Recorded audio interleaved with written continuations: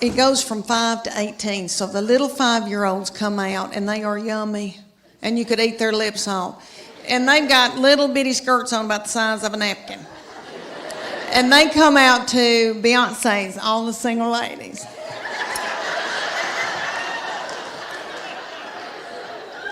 And their little mamas are in their 20s. And they're not bitter yet.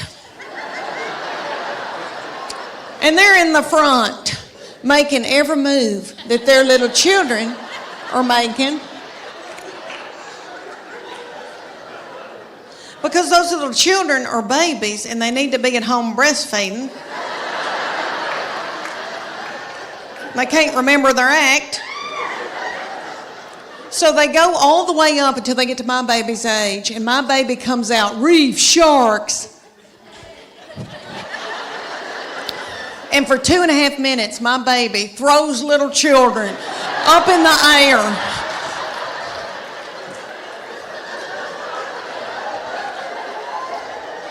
Broken out in a sweat. Working like a Trojan.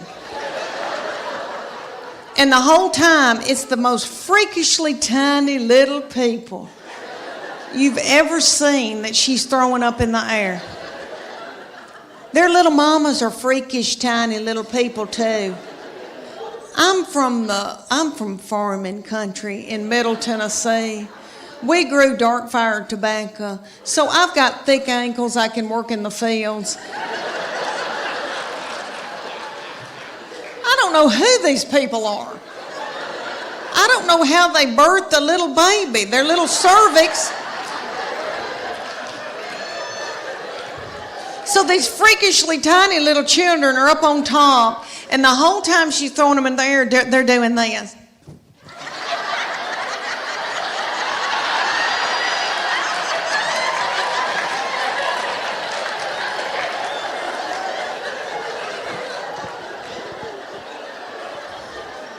And nobody knows why. But this goes on for 2.5 minutes, and then the finale.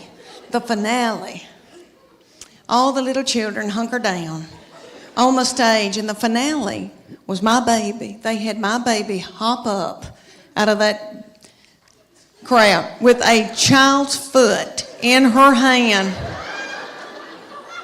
So y'all get what I'm saying. She had a human being up over her head with one arm. And that little girl's doing some kind of something up on top. My baby was a rock star. Thank you. I mean, really, I don't know when's the last, had never held one of my friends up over my head with one foot in my hand. It's a big deal. And the feminine boys went nuts.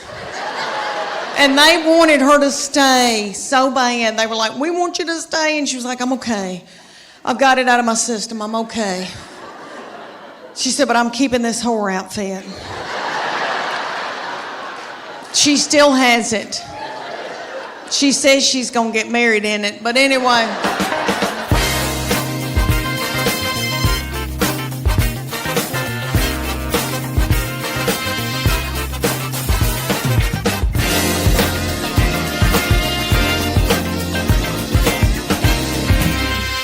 My middle one that lives here in Chattanooga has always had a lot of suitors coming around and wanting to date her, and she had this one, and he was I wouldn't say an Eddie Haskell, but he was a schmoozer. Like he knew he was a player, okay? Their daddy's not a player, okay? My husband, he doesn't chat. Like he vacuumed out my car when he was dating me, and he bought my cigarettes, so that's how we started. But anyway,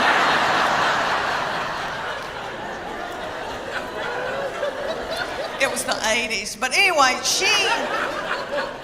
the young people call it playa, some fast-talking boy. She had this fast-talking boy coming around, and he would say to me things like, Miss Morgan, you look beautiful today. And I was like,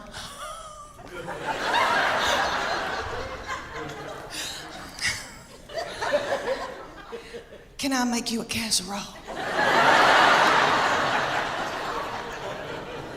Thank goodness they broke up, because I was exhausted. I was mopping the floor and blowing my hair out every day. And I don't do that. Let me tell you why I got played. I thought, why am I so tickled when somebody compliments me?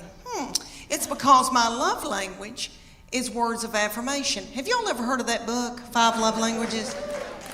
It is wonderful, and it works. It's the real deal. My husband and I went on a Sunday school class retreat when our children were little, and we watched this little frail man talk about it. Okay, and it was on Oprah, so you know it's real. But anyway, what it is there's 5 love languages, and you get the book, you read the book. Well, you don't really, I don't read the book. But anyway, you take the test, and it tells you what your prominent love language is out of those 5, and it tells you what your partner's love language is. So then you can go home at night and feed your partner their love language, and they can feed you your love language, and then your love tank feels full.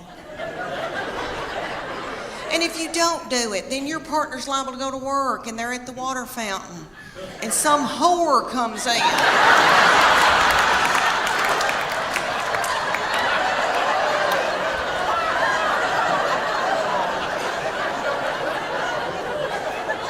And feeds their love language. And then they feel a tingle. And then Satan swoops in. Y'all know where I'm going with that? It's a disaster. So, there's 5 love languages. There's quality time. And that's my sister's.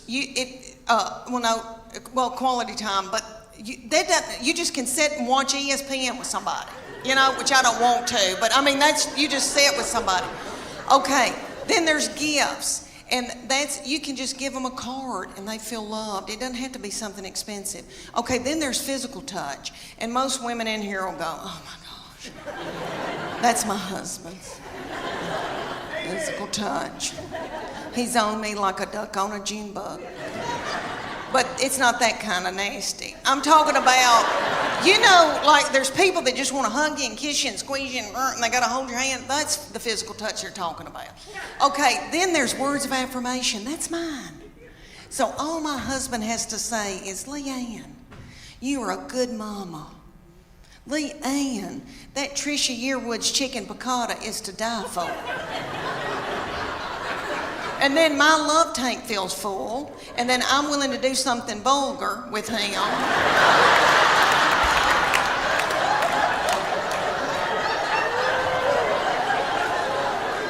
And then he gives me money to get my hair highlighted. So you see how it all works out. So his love language, the 5th one, is acts of service. So I have to go and build a set of shells in the garage for him to feel love. And we were going to learn the cha-cha, the Earth, Wind, and Fire, and I was going to kill it. Well, one night, he kind of flung me hard, and I thought, oh, something popped. And something doesn't feel right. The next morning, I woke up, and there was this big bulging thing about right here. And I called my girlfriend in Greenville, Tennessee, and I said, I think I've got backed up poop. And she said,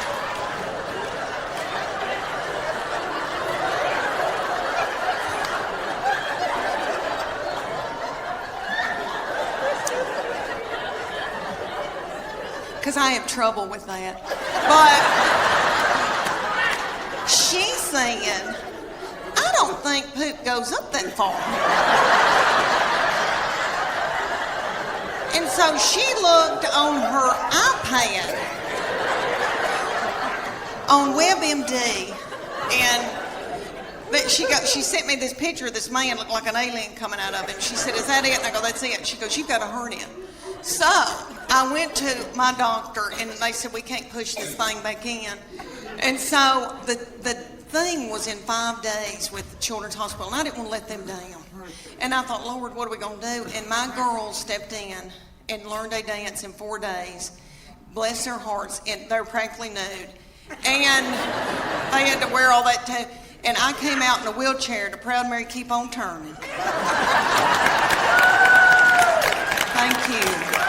And It all turned out good. The girls did that dance. You've seen that video from a long time, from the 60s with Tina Turner, and they were doing that dance. You know, it looked like car wash, something going through. Y'all seen that?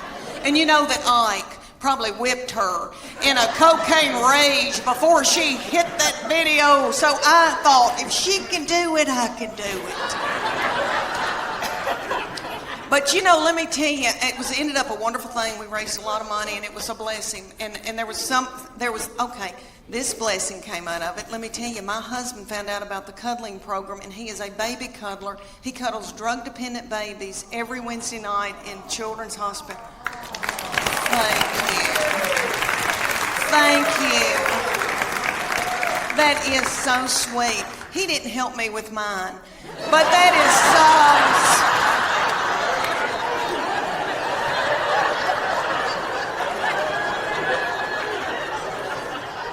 It's because he's out making a living. But anyway, what I learned out of that whole hernia thing was that God forbid that I got sick with something bad. Because I truly believe that my husband and my children would let me die. That's what I learned out of that. I laid up in the bed for 3 days and nobody checked on me. I remember hobbling over to the stairs and yelling down, "Are we going to eat anything?"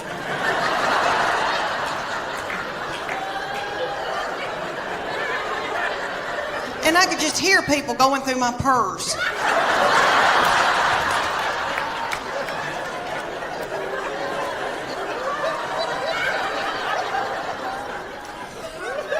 I'm hot flashing right now. Hot flashing right now. You are too, you angel. Do you have sweat going down your crack? You do? Yeah, I do too. You made a decision not to quit. And I tell you, my manager at the time said, "Leanne, there's this company in Salt Lake City, Dry Bar. Nobody's ever heard of it. It's a clean comedy platform. Nobody's ever heard of it." I remember him saying these words to me, "Nobody will ever see it. But they want you to do a special. They'll pay you a couple of $1,000s. They'll give you a hotel room. You're going to be in Dubuque, Iowa, doing the Chamber of Commerce luncheon." That's how bad my career was going. I was doing the Chamber of Commerce luncheon in Dubuque, which, let me say, there's some of the prettiest people in Dubuque, Iowa. I don't know who those people are. They're beautiful. But they didn't even hire me to do the nighttime thing. I was the luncheon. You know, I barely got enough money to get out there on a tiny plane with propellers and where I thought I was going to go down. But, and he said, "Why don't you just scoot on out to Salt Lake City and do that, and we'll get clips. If anything, we'll get clips for you to get more Dubuque of Iowa luncheons." I'm not kidding. That's what he said to me. He had hit a wall. He didn't know what to do. And I was like, okay. And I went out there and did that Dry Bar thinking, this is nothing. But that I don't know, it's gotten like 50 million views. And that really didn't translate into ticket sales. Like, I still couldn't get booked in clubs. They would book me in a club, but they would say, "We love her. She doesn't get drunk and fight in the parking lot, but she can't sell tickets." You know, that's what they'd say. "We love her. She's sweet. Love her. Can't sell tickets." And then, so the Dry Bar thing, I was getting all these views and fans and stuff, but it wasn't translating into ticket sales and all that. Yeah. And then I said to my manager at the time, when I say that because I'm no longer with him, because I said to him, all the people that I admire, all the people that I love to watch and that I'm a fan of have got social media people. And that's the new thing. And I think I should hire these people to do my social media. And he was like, "You can't afford that and you don't need to do that." And I went against him. And it was a lot of money, but I invested in myself. And you know, Howard, I've done comedy for 22 years, but I was a mama first. And every dime I made, I bought uniforms with it. I got everybody's hair cut. I never invested in a website for myself.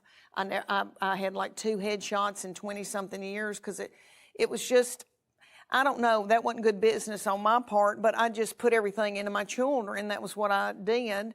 And then at this point, in 2019, I thought, I'm going to hire these and I'm going to give it 3 months. I'm going to give these boys, these young boys, 3 months.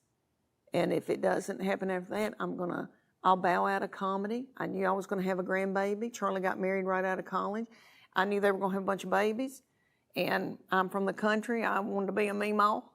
And I thought, I'll go to work at Target. I'm not kidding. I thought, I'll go to work at Target and I'll put bedding up in the back on those things. That looks fun.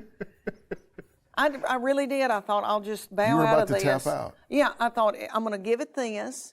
And then, because I had worked, my manager got me in some clubs. I couldn't sell tickets. I could tell they were like, oh, she's one of those dry bar comics. Like I was really not a legit comic. And over the years, like Comedy Central wouldn't have anything to do with me, I would get no's from all of them. And so I thought, maybe I'm not legit. Maybe this is it. This is the end of the road. And they put out one video about me taking Chuck Morgan to go see Def Leppard and Journey at Thompson Bowling Arena. And I talked about how, and I had filmed that. I had never done that bit before. I did it one time in Chattanooga. Somebody got it on film. Those boys put it out. And I've talked about old people at concerts and how everybody had plantar fasciitis and was worried about the snack bar. And everybody there is our age. And every once in a while, somebody would stand up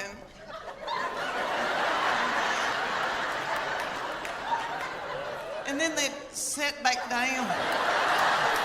And it went viral. And it was like a fire. Somebody lit a fire, and I could feel it. I could feel it in a wave go through my body. I knew what was happening.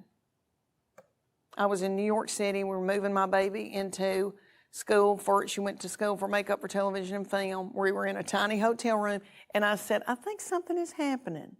And Chuck said, the Uber's here. Get the luggage and let's get out. Everybody was worried about moving her in her apartment. And in my heart, I thought, oh my gosh, something is happening. And I could feel it, physically feel it. Does that make sense? I physically felt something. I thought, oh my gosh, I knew it. I saw thousands of people sharing.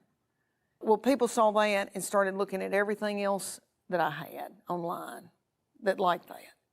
And then my manager called and said, they want to book you back in Orlando. They want to book you in Tampa. They want you to come to Chicago. And I started selling out all over the United States. It happened I'm not kidding, in 2 to 3 weeks, my life changed. Is that not the craziest thing? It's so much more special and wonderful than anything I ever thought it was going to be. The reason I'm sitting here and just absorbing what you're saying, and hopefully not stepping on what you're saying, is because I saw it happen. And I'm so proud of you for not quitting. Thank you. Right? Thank you. For not giving up, for believing in the possibility. So it starts to happen.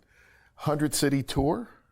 Yes. So I was selling out all over the United States in comedy clubs. One-nighters, and then and people were lined up, and these comedy club people were like, where have you been?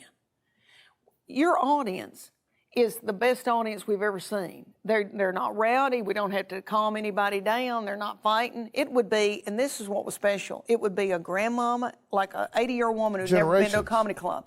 Her daughter, 50, and then her daughter, like 25. And they said, we've never seen this before. And I would see these little elderly people sitting in the front row with a little brooch on coming to a comedy club.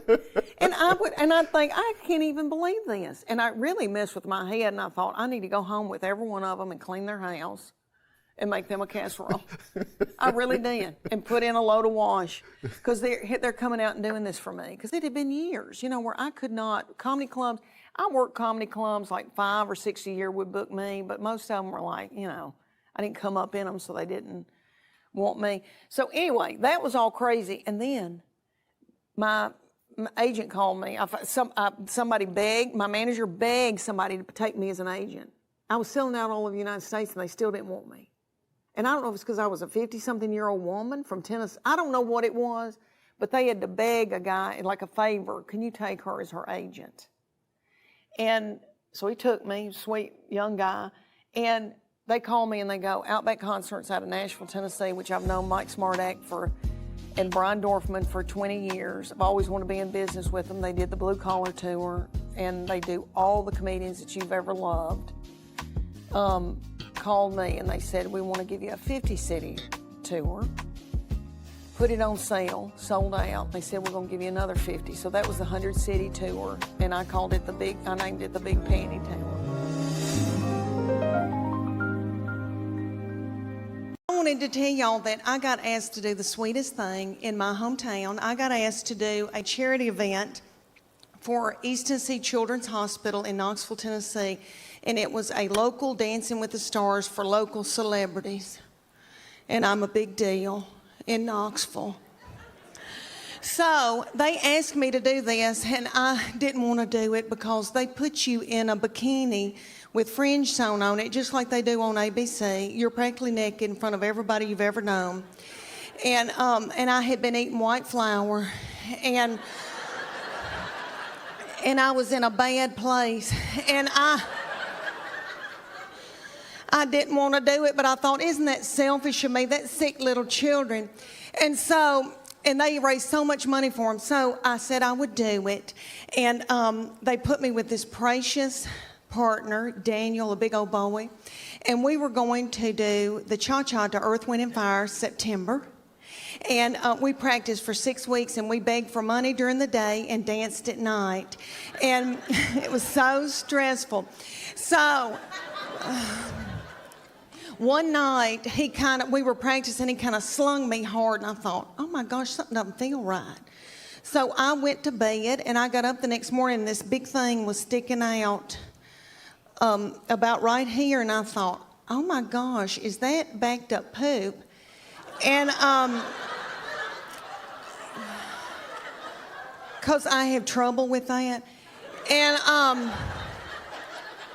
I called my girlfriend, Emily, and I said, I think I've got backed up poop. And she said, I don't think poop goes up that far. And so she looked on her WebMD on her iPad and found a picture of a man that looked like an alien coming out of him. And she said, is that it? And I said, yes. And she said, you got a hernia. So like 4 days before the event, I had a hernia that had to be operated on. So I went in for that operation, and my 2 teenage girls that are usually so hateful, okay, they stepped in and learned to dance in 4 days. So the night of the event, I came out in a wheelchair to Proud Mary Keep On Turning. And they did that video, that dance. If you remember when Tina Turner would do that and it looked like a car wash, do y'all remember that? And what I learned in that whole thing, what I'm trying to tell you, what I learned in that whole thing was that if something bad, really bad happened to me, God forbid, like a bad sickness, my husband and my children would let me die. After I had that hernia surgery, I laid up in the bed for 3 days and nobody checked on me.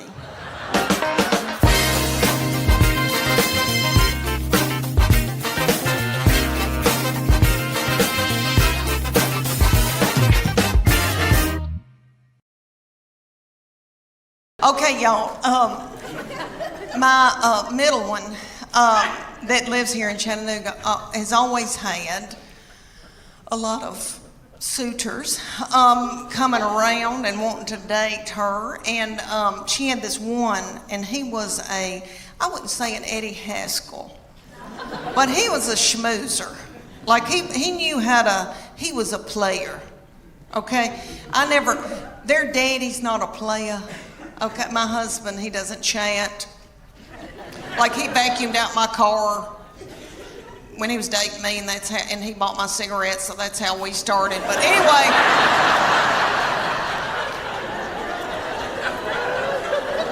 it was the 80s. But anyway, the young people call it playa, you know, some fast-talking boy. She had this fast-talking boy coming around, and he would say to me things like, Miss Morgan, you look beautiful today. And I was like,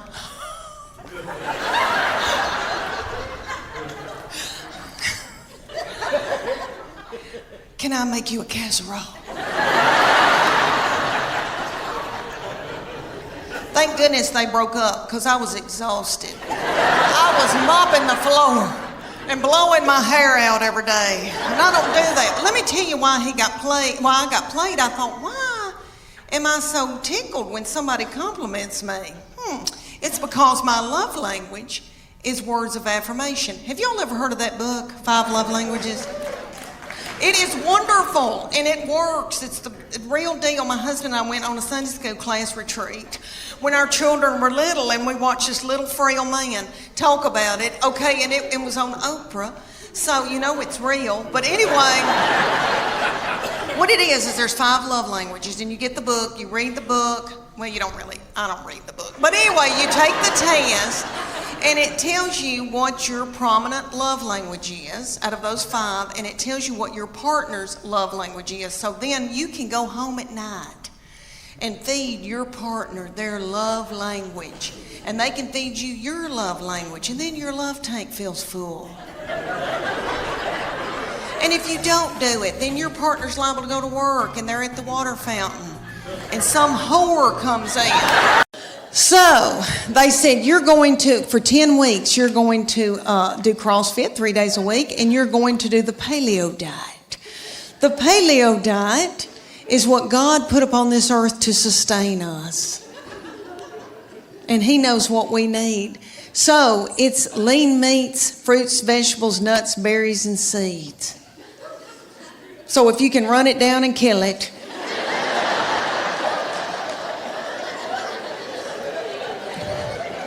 dig it out of the ground, pick it off of a bush, you can eat it.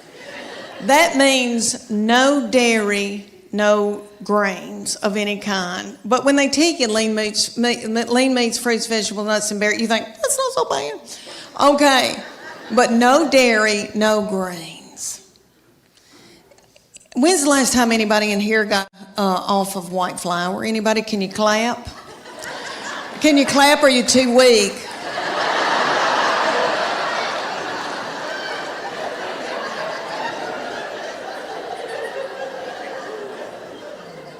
Anybody here been hooked on heroin?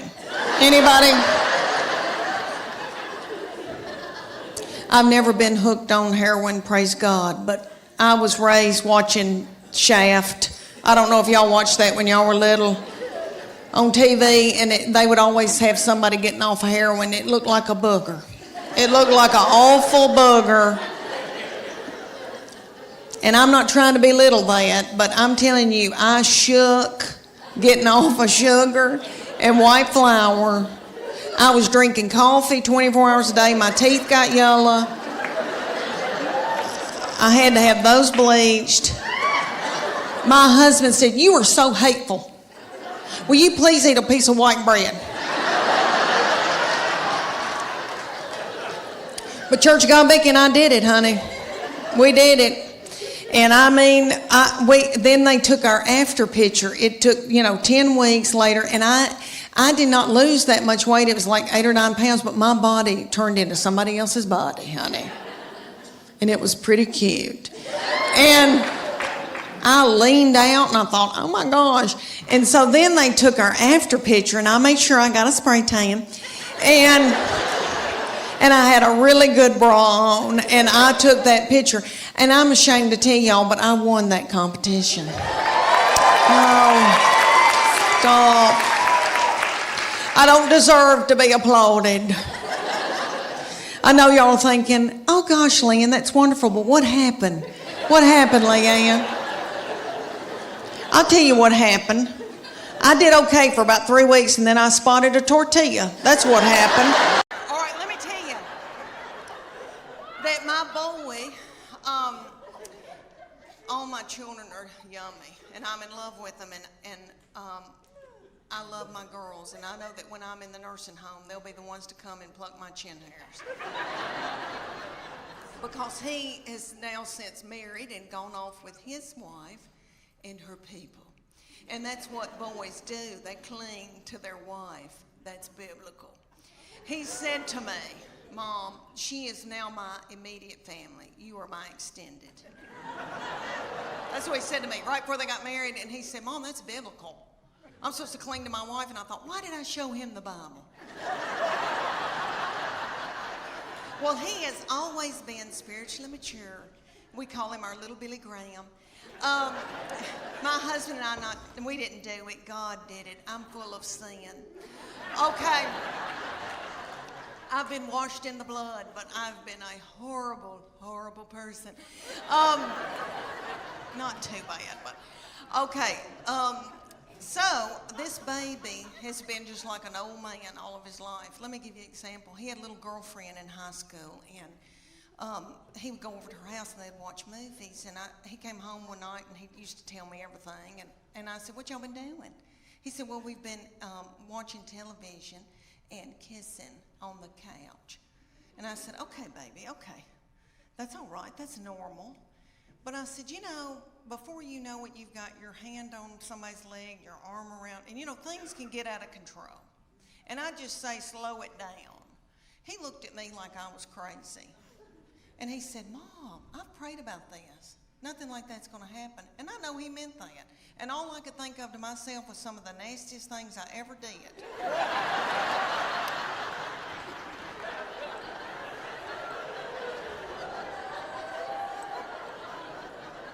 Was at the Adams United Methodist Youth Fellowship on a hayride.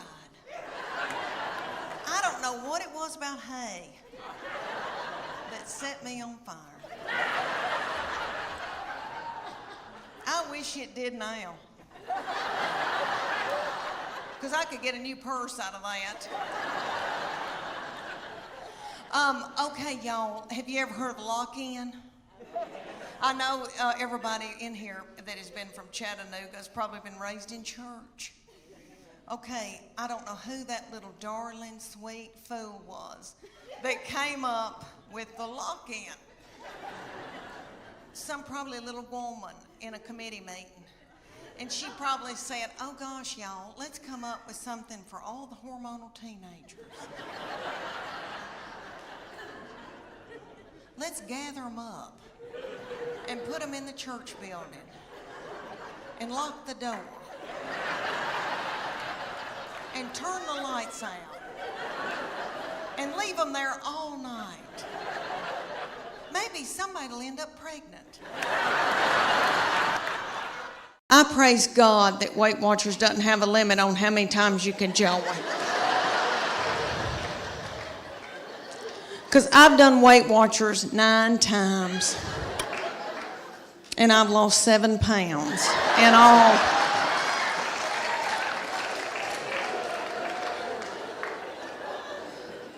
It's because I don't follow it.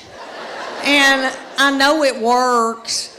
I really do. I know it works, but I go more for the comedy at the meetings. I don't know if y'all have ever been to a Weight Watchers meeting, but it is so funny. Okay. Like everybody comes up with recipes. Like the other day we were there and a woman goes, okay, if you put a teaspoon of cocoa and an egg white and put a dollop of water in it and pray over it and put it in the microwave, you've got chocolate cake.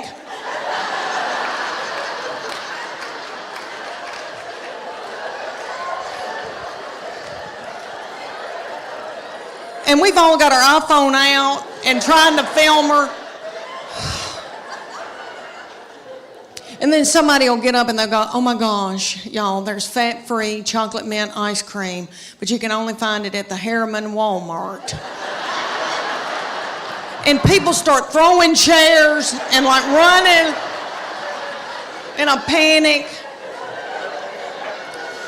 This is what I figured out about myself. Okay, I eat, and I think it's because I'm from sweet country farming people.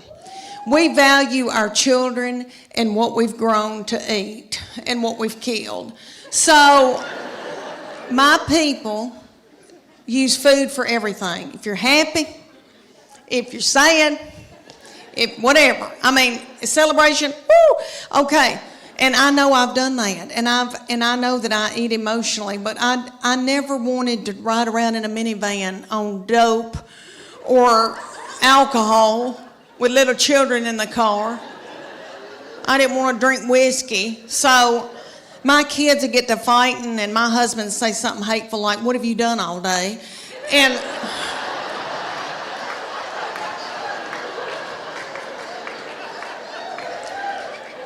And that would make me so mad, and I'd eat a hot dog, and I didn't even know what happened.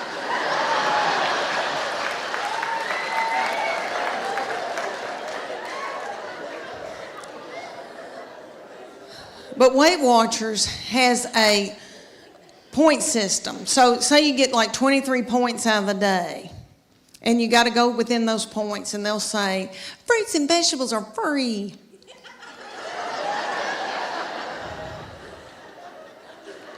You don't want fruits and vegetables. When you first start, you're so hungry that you could eat the wallpaper off the wall.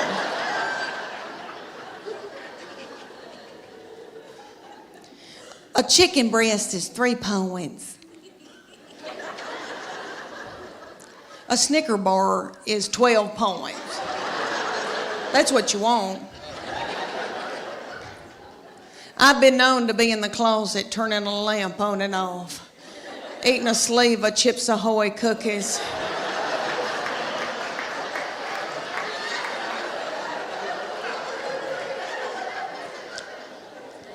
But I try to stay within my points. All right, my sister will go on it every time I will, and she lives in Clarksville, Tennessee, and she'll call me and she'll say, it's noon, and I've eaten all my points.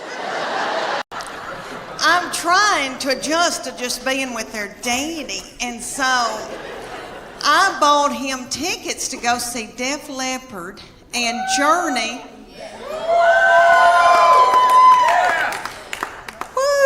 Okay, let me tell you.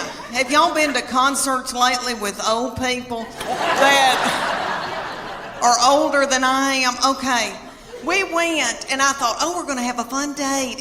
And I said, where are we going to go out to eat? And he goes, I don't have time for that. It was on a weeknight, so he went to the Pilot and bought himself a tall boy. And I think that's what it's called, and an egg salad sandwich from the Pilot. And so I didn't get to eat, and I was so hungry. And it dawned on me at a concert. You know, when I was 20 and I'd go to a concert, I was at University of Tennessee, and so I'd go to Thompson Bowling. And I'd wear a crop top. And I didn't care about eating. I wasn't hungry, you know. I was thinking what boys were going to be there, and I had on little bitty breeches. Because I still had a metabolism and my thyroid was acting right. Okay. So we go to Def Leppard and Journey, and everybody there is our age. And everybody's worried about the snack bar, first of all. And I was too. And I was so hungry, and I noticed that people had big Diet Cokes, like big buckets of Diet Coke, and were sucking on those big buckets of Diet Coke while the concert was going on. And every once in a while, somebody would stand up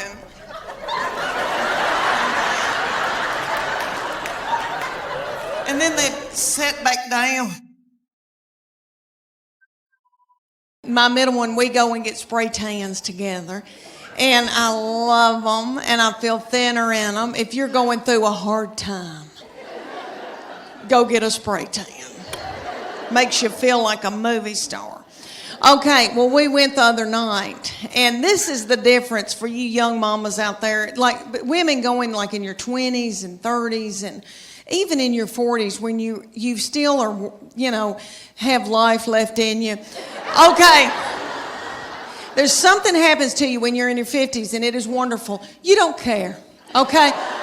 You don't care about anything. All right, we go to get a spray tan, and y'all know about Snapchat.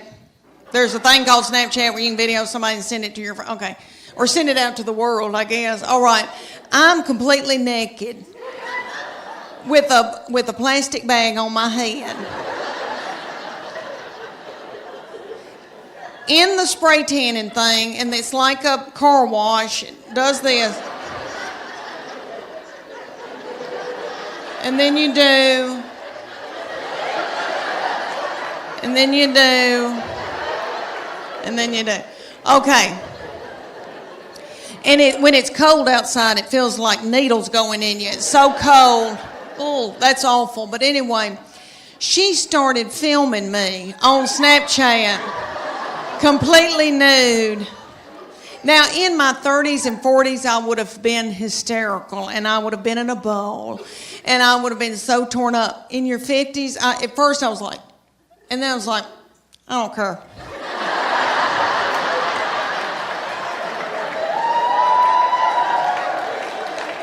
I think I may have gone. I don't care. I don't care. It's a wonderful feeling. I hope y'all can all get to that one day where you don't care. Honey, it's wonderful. I just don't care. Okay. All right. She is a beauty. And I know every crow thinks theirs is the blackest, but she's always had a bunch of boys coming around wanting to date her. So there was one that came around, and he was a player. Do y'all remember that, playa? Remember? So the young people call it playa. My husband's not a player. He doesn't chat at all. So he never sweet talked me or, he's not that way. Solid, though, solid. I've got good health insurance. But, he is never, charmed, not that kind of man. Okay. Well, she had this one coming around. He was a charmer. He was a player. And so he would say to me things like, Miss Morgan, you look beautiful. And I'd be like,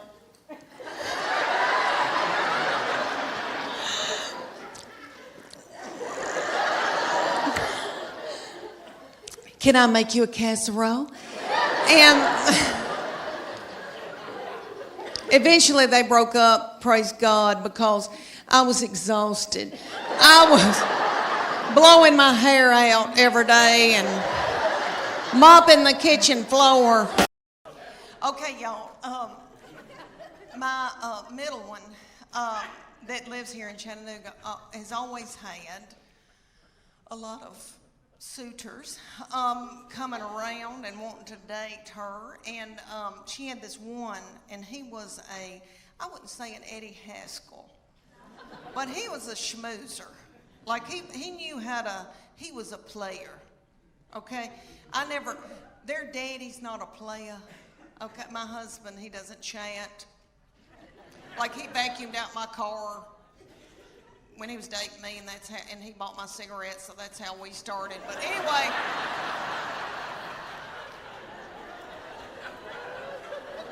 it was the 80s. But anyway, the young people call it playa, some fast-talking boy. She had this fast-talking boy coming around, and he would say to me things like, Miss Morgan, you look beautiful today. And I was like,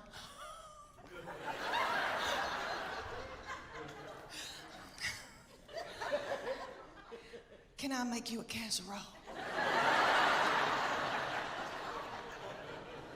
Thank goodness they broke up, because I was exhausted. I was mopping the floor and blowing my hair out every day. And I don't do that. Let me tell you why I got played. I thought, why am I so tickled when somebody compliments me? It's because my love language is words of affirmation. Have y'all ever heard of that book, 5 Love Languages? It is wonderful, and it works. It's the real deal. My husband and I went on a Sunday school class retreat when our children were little, and we watched this little frail man talk about it. Okay, and it was on Oprah, so it's real. But anyway, what it is there's 5 love languages, and you get the book, you read the book. Well, you don't really, I don't read the book. But anyway, you take the test, and it tells you what your prominent love language is out of those 5, and it tells you what your partner's love language is. So then you can go home at night and feed your partner their love language. And they can feed you your love language, and then your love tank feels full. And if you don't do it, then your partner's liable to go to work and they're at the water fountain and some whore comes in.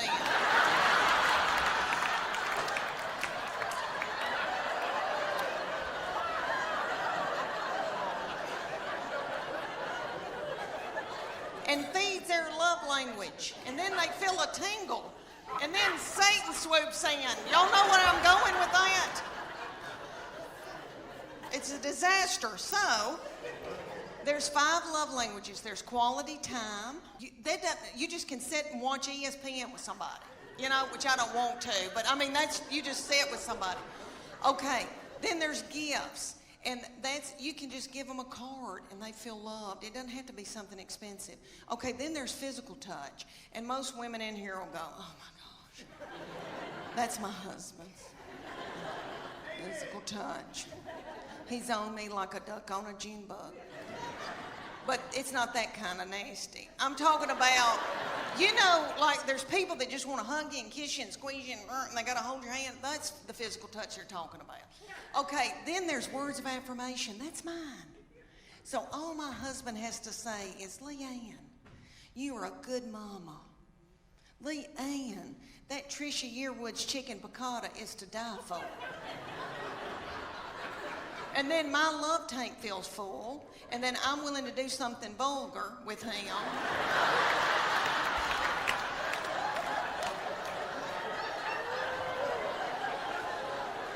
And then he gives me money to get my hair highlighted. So you see how it all works out. So his love language, the 5th one, is acts of service. So I have to go and build a set of shelves in the garage for him to feel love. That doesn't make sense to me, but anyway, y'all need to get that book.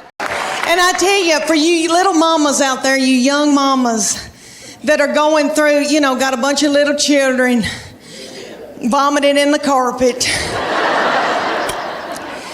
peeing in the closet. When you're trying to pee and they like slide ham under the door and say, can you open this, Mom? I know what y'all want for Mother's Day. Y'all want an Ambien and a hotel room.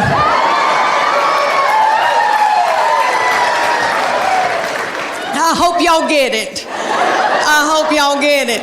When you get to be my age, and I'm 51 years old, honey, you beg your little children to come home and be up your butthole.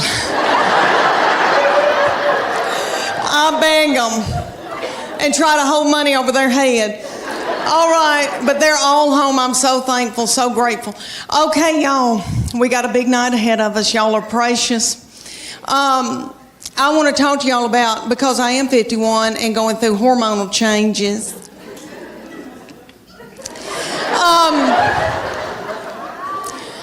Okay, I am with their daddy, and these children all walked off and left me. And left me with him.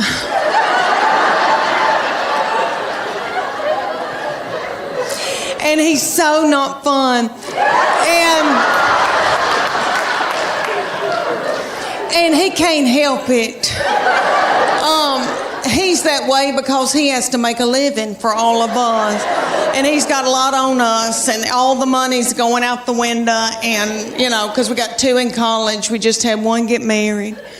But he and I are having to adjust being together for the first time in how many years, you know, before we got married. And so he sends me emoji, kissy faces, and stuff like that.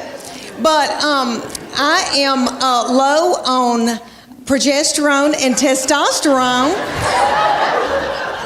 He's low on testosterone, praise God. I'm tickled to death to be here in Austin. It's one of my favorite places. Kumbaya. Kumbaya.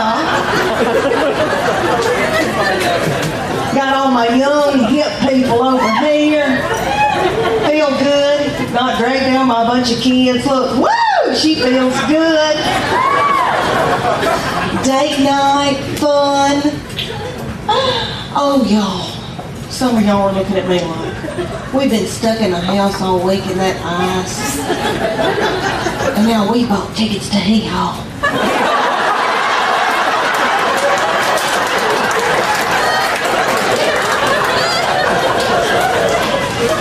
Yep, you did.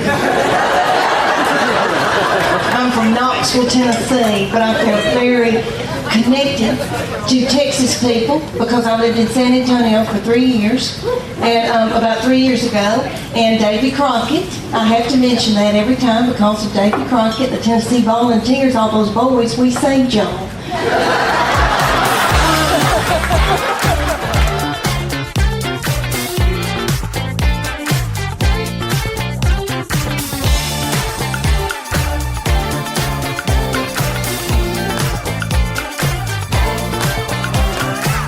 Summer's almost over, and I don't know where it went. Do y'all feel that way? It just seems like it just left. Okay, and every summer I think, oh gosh, I've got to go buy a bathing suit.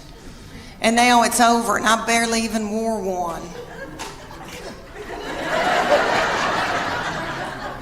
What I've been wearing is my swim dress.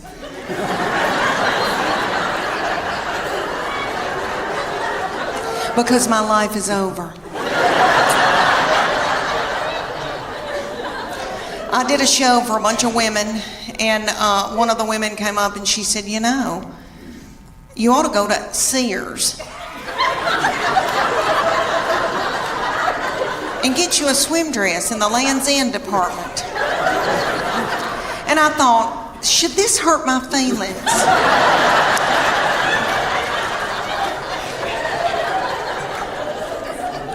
So I did. I went to the Sears in Knoxville, Tennessee. They've still got our Sears open. I don't know if y'all's is open or not in Chattanooga. Okay, ours, you go in, there's not a soul in there. The lights are on. Nobody's shopping. Nobody's working. I mean, I felt creeped out, and I thought, are they running dope out of Sears?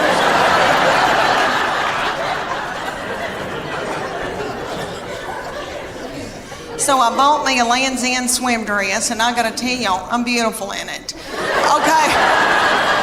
It gathers in right here where my hernia mesh is. And it shows my arms that I still have, because they're my daddy's. Jimmy Fletcher, I've still got his arms. Okay, I've still got my collarbones, praise God. And then it covers up the white flour and the sugar. So I just get a spray tan and I'm good. Well, for years, I was in torment wearing a miracle suit. I don't know if any of y'all have bought a miracle suit before. I know they've got them at y'all's Belk. I know they got them. And there's gonna be a big gob of them hanging together because they have hundreds of them. And I wore one year. I felt so desperate after I couldn't wear a bikini anymore. I wore a lavender one in Hawaii, and my husband and I went, and they took this scuba video of us scuba diving, and I popped that video in from Maui, and I thought, oh, I can't wait, and this like big lavender thing goes by, and I'm like, what is that?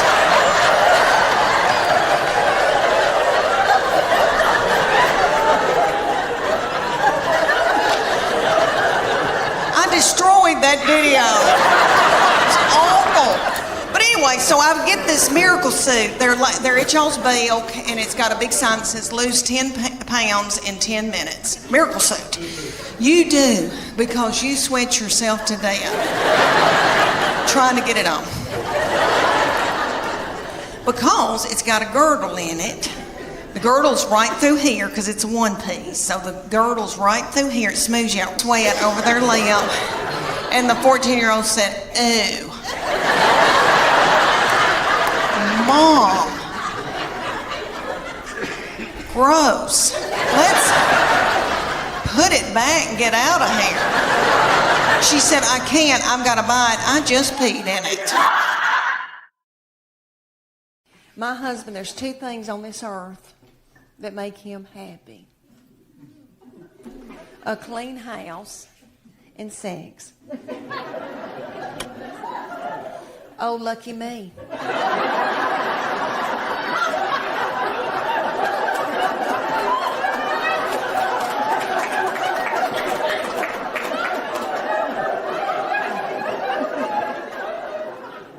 I like a clean house too.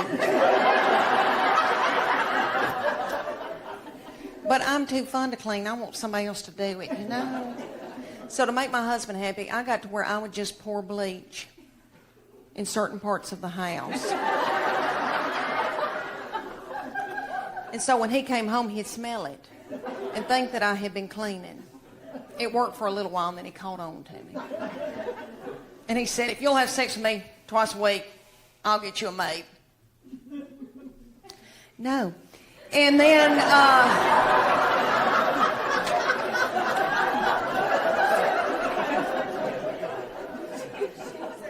he said, well, if you don't start taking care of my needs, I guess I'm going to have to get a girlfriend. I said, oh, dear Lord, say it's not so.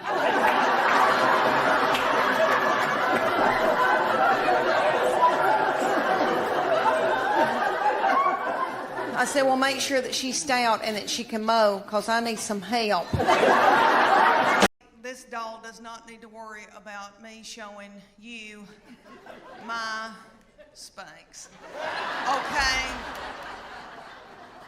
Because you would, oh, thanks, he went. Because you would vomit. My darling. Because I'm 52 and I've lost my bloom. And life has kicked me in the teeth. And I eat sugar. And white flour. To push down my emotions. To keep from getting hooked on whiskey. But no, I'm not going to show you my Spanx, and you better be thankful I don't have on my Soma panties tonight. But my Spanx is like folding down over my stomach as we speak. Let me tell you about this baby.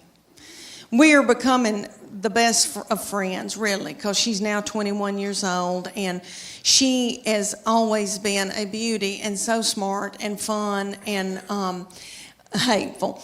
Okay, so now she not to other people.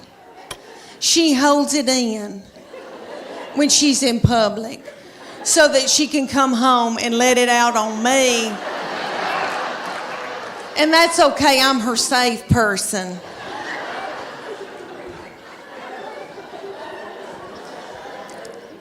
And I believe that God allows this when your children get in about, I don't know, junior, senior in high school, because he knows that you're grieving, because they're going to leave.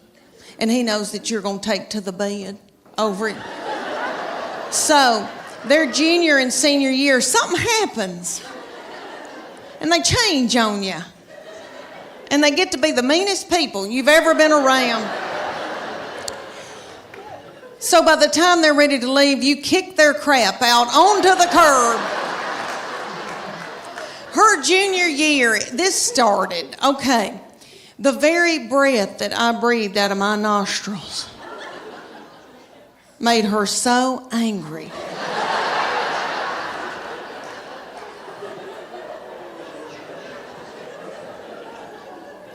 We were not allowed to eat cereal in our own home.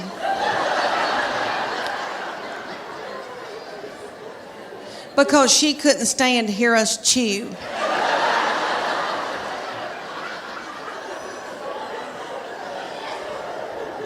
And I don't mean to talk about her because she had a lot on her.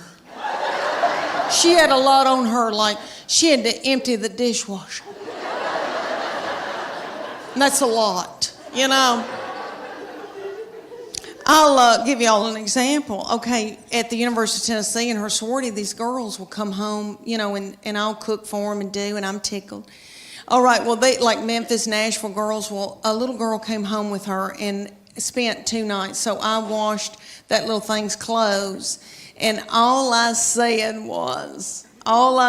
this little girl was, Katie, you're so tiny. your little underwear looks like a slingshot.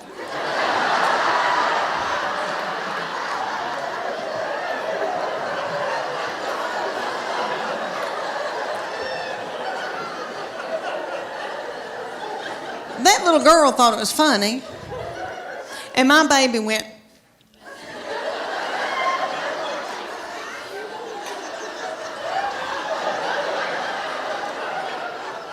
so I got out of there.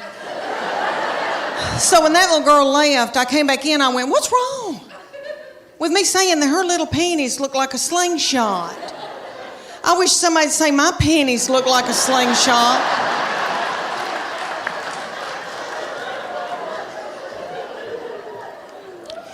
My panties look like...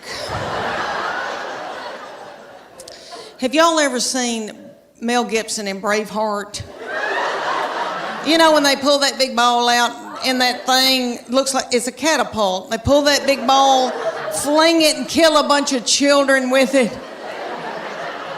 That's what my panties look like.